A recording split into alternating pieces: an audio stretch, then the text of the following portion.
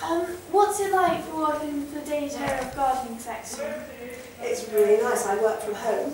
They leave me alone completely. Everything is done on the internet and via email and everything. I occasionally go in for a drink with my editor.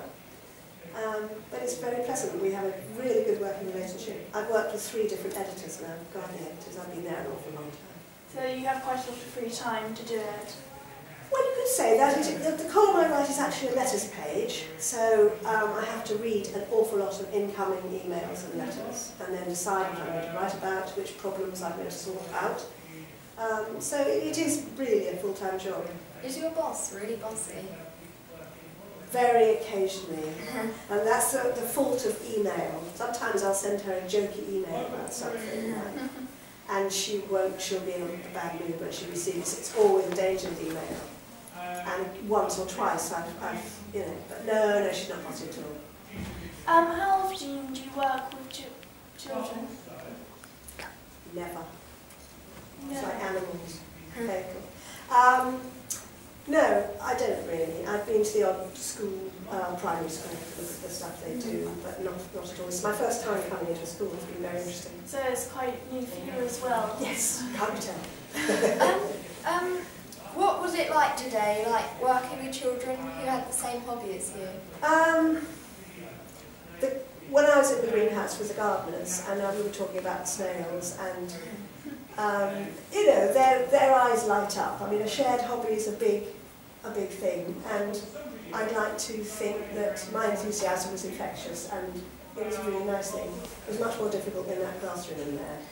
Yeah. How much more often will you be coming in, or will you be helping planting? Well, I have now been ensnared, that's a good word. I have offered to do something with the gardening people. I'll come back in the summer because this was such a washout today and I really owe it to the school to come The weather back. wasn't helping. It was not helping at all, no. So I will come back again. I have a limited amount of time I can spend in schools or with children. That's why I've never done it before. But it was really nice coming here, so I'm really grateful to you all for making me feel so welcome. What's your best tip you'd give to someone who's trying to write a report or a story? Be concise. It's something I will try to get across in the other room. Find the facts. Get them clear and accurate. Put the facts down, and then a little bit of opinion or a quote at the end just makes it more personal. It's something that comes with time, and it's a writing habit that comes with time. You very rarely get it, and then you find your own style, and people expect certain things from you. I wrote a piece of writing for the property section of the Telegraph once under an assumed name, and because of my writing style, my regular readers from the gardening column knew it was me, even though my name wasn't. Yeah, I think I recognise that because my father reads the column quite a lot in gardening, so I think he reads your column quite a lot, and he's very pleased with how you write it. Really? So. People like it because it sounds as I'm talking to them. Yeah. And that's something that you develop, your own personal style. But the first thing is to get this accurate, tight reporting and then embellish on it, rather than try and promote your style all over the place instead of the substance of the story.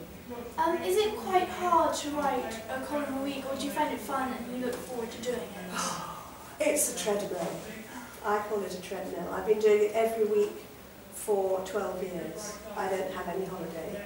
The Telegraph occasionally tell me I can have a week off here, a week off there. It's a treadmill.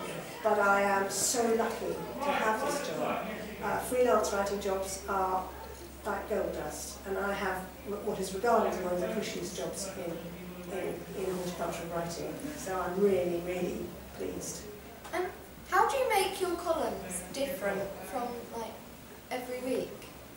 I choose gardening problems every week, and I've done it for so long.